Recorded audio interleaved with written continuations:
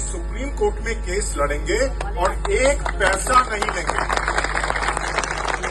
उन्होंने सबके सामने कहा मुझे मैं एक पैसा नहीं लूंगा और इनकी पुरजोर मदद करूंगा। देखिए कोर्ट में होता क्या है हम नहीं कह सकते, लेकिन लड़ाई हम आपकी सुप्रीम कोर्ट तक ले जा रहे हैं। एक चीज जो मैं आप लोगों को कहना चाहता हूं, ये बहुत जरूरी है समझना। लाल जी ने भी इसके बारे में कहा था कि आप लोगों को एकता बनानी रखी।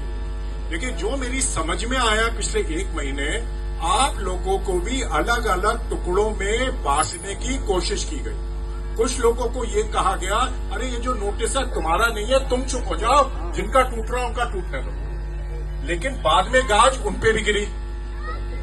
आपको पता ना ये चीज, कुछ लोगों से एफिडेविट साइन करवा लिया गया कि हम आपको 2 महीने का स्टे दे देते हैं, तो आप ये एफिडेविट साइन कर दो। और उस एफिडेविट में क्या है कि हम हमेशा के लिए अपना जो हक है वो छोड़ते हैं और आगे कोर्ट में नहीं जाएंगे। आप लोगों से साइन करवा लिया गया और मोहलत कितनी मिली? 2 महीने की। भाई आज ना छूटते हुए 2 महीने बाद तो छोड़ना ही पड़ेगा। तो ये कहीं ना कहीं साजिश भी हुई है कि आप लोगों को अलग अलग रखे।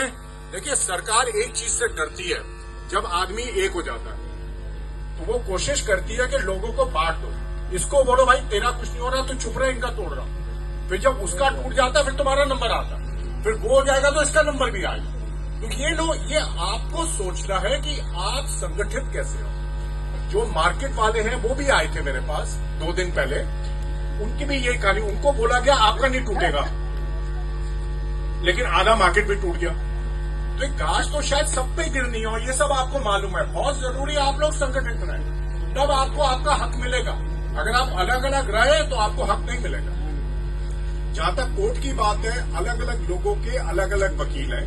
एक शायद अमित साहब है जो वकील है किसी के, है ना, कोई मिस्टर अमित है वकील शायद, जो मेरे को बताया गया था। हाँ, एक खोसला साहब है।